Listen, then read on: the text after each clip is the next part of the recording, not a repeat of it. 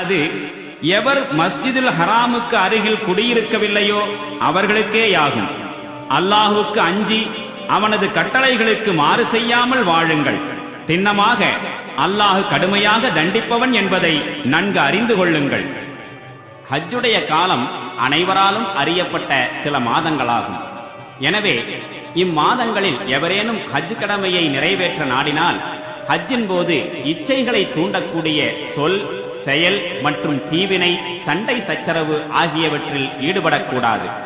மேலும் நீங்கள் ஏதேனும் நன்மை செய்தால் அதனை அல்லாஹ் அறிந்தவனாகவே இருக்கின்றான். மேலும் நீங்கள் ஹஜ்ஜுக்காக வழித்துணை சாதனங்களை கொண்டு செல்லுங்கள்.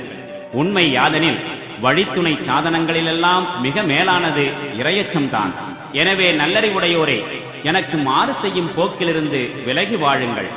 ஹஜ் பயணத்தில் உங்கள் இறைவனின் அருளை தேடிக்கொள்வது உங்கள் மீது குற்றமாகாது.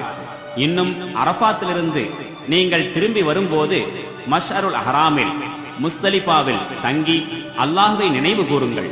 மேலும் அவன் எவ்வாறு தன்னை நினைவு கூற வேண்டுமென்று உங்களுக்கு அறிவுறுத்தி இருக்கின்றானோ அவ்வாறு அவனை நினைவு கூறுங்கள். இதற்கு முன்னரோ நீங்கள் வழி தவறியவர்களாயிருந்தீர்கள். பின்னர் மற்ற மனிதர்கள் எல்லோரும் திரும்புகின்ற இடத்திலிருந்து நீங்களும் திரும்பி வந்து அல்லாஹ்விடம் மன்னிப்பை கோருங்கள். நிச்சயமாக அல்லாஹ் மன்னிப்பு வழங்குபவனாகவும் கருணை புரிபவனாகவும் இருக்கின்றான். பின்னர் நீங்கள் உங்களுடைய ஹஜ்ஜின் கிரியைகளை நிறைவேற்றி விட்டீர்களானால் நீங்கள் முன்னர் உங்கள் மூதாதையரை நினைவு கூர்ந்தது போல் ஏன் அதனை விட அதிகமாக அல்லாஹுவை நினைவு கூறுங்கள். மக்களில் அல்லாஹுவை பல வழிகளில் நினைவு கூறுவோர் உள்ளனர். சிலர், எங்கள் இறைவனே, உலகத்திலேயே எங்களுக்கு எல்லாவற்றையும் தந்துவிடு என்று பிரார்த்திக்கின்றனர். அத்தகையோருக்கு மறுமையில் யாதொரு நற்பேரும் இல்லை.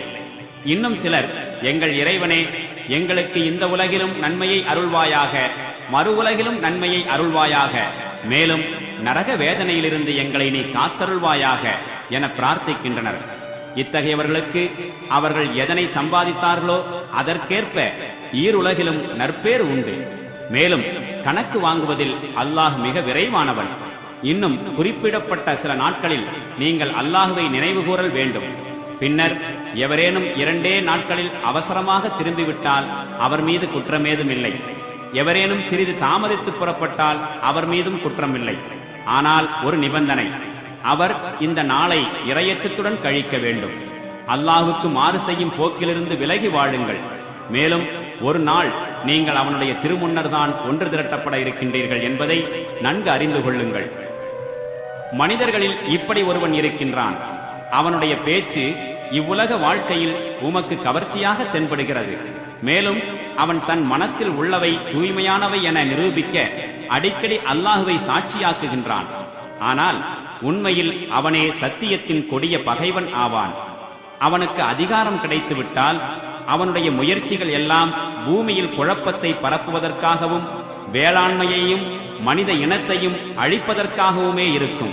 ஆனால் அல்லாஹு குழப்பத்தை விரும்புவதில்லை. மேலும் நீ அல்லாஹுக்கே அஞ்சி நடந்திடு என்று அவனிடம் கூறப்பட்டால் அவனது வரட்டு கௌரவம் அவனை பாவத்தில் ஆழ்த்தி விடுகின்றது. இத்தகைய மனிதனுக்கு நரகமே போதுமானதாகும். மேலும் அது மிக மோசமான தங்குமிடமாகும். மனிதர்களில் இப்படியும் ஒருவர் இருக்கின்றார். அவர் அல்லாஹ்வின் உவப்பை தேடி தன் வாழ்வையே அர்ப்பணித்து விடுகின்றார். இத்தகைய அடியார்களிடத்தில் அல்லாஹ் மிகுந்த பரிவுடையவனாயிருக்கின்றான். இறை நம்பிக்கை கொண்டோரே, நீங்கள் முழுக்க முழுக்க இஸ்லாத்தில் நுழைந்து விடுங்கள். மேலும் ஷைத்தானின் அடிச்சுவடுகளை பின்பற்றாதீர்கள். நிச்சயமாக அவன் உங்களுக்கு வெளிப்படையான பகைவனாவான். முழுக்க முழுக்க தெளிவான அறிவுரைகள் உங்களுக்கு வந்த பின்னரும் நீங்கள் வழி பிறந்து போவீர்களானால் நிச்சயமாக அல்லாஹு வல்லமையுடையோன், நுண்ணறிவுள்ளோன் என்பதை நீங்கள் நன்கறிந்து கொள்ளுங்கள். இவ்வளவு அறிவுரைகளும் ஏவுரைகளும் பெற்ற பின்னரும் கூட மக்கள் நேர்வழியில் செல்லவில்லை என்றால் மேக குடைகளினூடே இறைவனும் வானவர்களும் தங்களிடம் வரவேண்டும், மேலும் விவகாரம் தீர்க்கப்பட வேண்டும் என்பதைத்தான் இவர்கள் எதிர்பார்க்கின்றார்களா? இறுதியில் அனைத்து விஷயங்களும் அல்லாஹ்விடமே கொண்டு வரப்பட இருக்கின்றன. இஸ்ராயேலின் வழித்தோன்றல்களுக்கு எத்துணை தெளிவான சான்றுகளை நாம் வழங்கி இருக்கின்றோம் என்பதை அவர்களிடமே கேளுங்கள். மேலும் அல்லாஹ்விடமிருந்து நற்பேறு வந்த பின்னர் யார் அதனை துர்பாக்கியத்திற்கு பரிமாற்றம் செய்கின்றாரோ அவரை அல்லாஹ் எத்துணை கடுமையாக தண்டிக்கின்றான் என்பதையும் அவர்களிடம் கேளுங்கள். யார் இறை நிராகரிப்பை மேற்கொண்டார்களோ அவர்களுக்கு இவ்வுலக வாழ்க்கை அழகாக்கப்பட்டுள்ளது.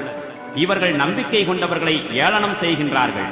ஆனால் இறையச்சத்துடன் வாழ்பவர்கள்தாம் மறுமை நாளில் இவர்களை விட உயர்ந்த நிலையில் இருப்பார்கள். இவ்வுலக வசதிகளையோ அல்லாஹ் தான் நாடுகின்றவர்களுக்கு கணக்கின்றி வழங்குகின்றான். தொடக்கத்தில் மக்கள் அனைவரும் ஒரே கொள்கை வழி நடக்கும் சமுதாயத்தவராகவே இருந்தனர்.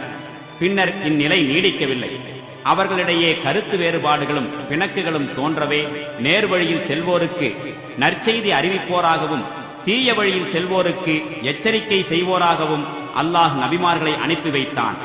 மேலும் மக்கள் கருத்து வேறுபாடு கொண்ட விஷயங்களில் அவர்களிடையே தீர்ப்பு வழங்க வேண்டும் என்பதற்காக சத்திய வேதங்களையும் அந்த நபிமார்களுடன் அல்லாஹ் அருளினான். ஆனால் இவ்வேற்றுமைகள் தோன்றியது தொடக்கத்தில் மக்களுக்கு சத்தியம் இன்னதென்று தெளிவுபடுத்தப்படாததினால் அல்ல, மாறாக எவர்களுக்கு சத்தியத்தை பற்றிய அறிவு வழங்கப்பட்டதோ அவர்கள்தாம் வேற்றுமையை தோற்றுவித்தனர். தம்மிடம் தெளிவான வழிகாட்டுதல்கள் வந்துவிட்ட பின்னரும் ஒருவர் மீது இன்னொருவர் கொடுமை புரியும் பொருட்டு சத்தியத்தை கைவிட்டு வேற்றுமைகளை தோற்றுவித்தனர். எனவே சத்தியத்தை குறித்து அவர்கள் பிணங்கிக் கொண்டிருந்த விஷயங்களில் நபிமார்களின் மீது நம்பிக்கை கொண்டோருக்கு தன் உத்தரவினால் அல்லாஹ் நேர்வழியை காட்டினான். மேலும் தான் நாடியோரை அல்லாஹ் நேரான வழியில் செலுத்துகிறான். உங்களுக்கு முன் சென்று விட்ட நம்பிக்கையுடையவர்களுக்கு ஏற்பட்டதை போன்ற நிலை உங்களுக்கு வராமலேயே நீங்கள் சுவனத்தில் நுழைந்து விடலாம் என்று எண்ணிக்கொண்டிருக்கிறீர்களா? இன்னல்களும் இடுக்கண்களும் அவர்களை அலைக்கழித்தன. அன்றைய இறை தூதரும் அவருடன் நம்பிக்கை கொண்டவர்களும் அல்லாஹுடைய உதவி எப்பொழுது வரும் என்று புலம்பி கேட்கும் வரை அவர்கள் அலைக்கழிக்கப்பட்டார்கள். அப்போது அவர்களுக்கு இவ்வாறு ஆறுதல் கூறப்பட்டது: இதோ அல்லாஹுடைய உதவி அண்மையில் இருக்கிறது. தாம் என்ன செலவு செய்ய வேண்டும் என்று அவர்கள் உம்மிடம் கேட்கின்றனர். சொல்வீராக, நீங்கள் எந்த ஒரு நல்ல பொருளையும் செலவு செய்யுங்கள். அதனை உங்கள் பெற்றோருக்கும் நெருங்கிய உறவினர்களுக்கும் அனாதைகளுக்கும் வறியவர்களுக்கும் வழிப்போக்கர்களுக்கும் செலவழியுங்கள். மேலும் நீங்கள் எந்த நன்மை செய்தாலும் அதனை திண்ணமாக அல்லாஹ் நன்கறிபவனாக இருக்கின்றான். போர் செய்யுமாறு உங்களுக்கு கட்டளையிடப்பட்டிருக்கிறது, ஆனால் அதுவோ உங்களுக்கு வெறுப்பாயிருக்கிறது.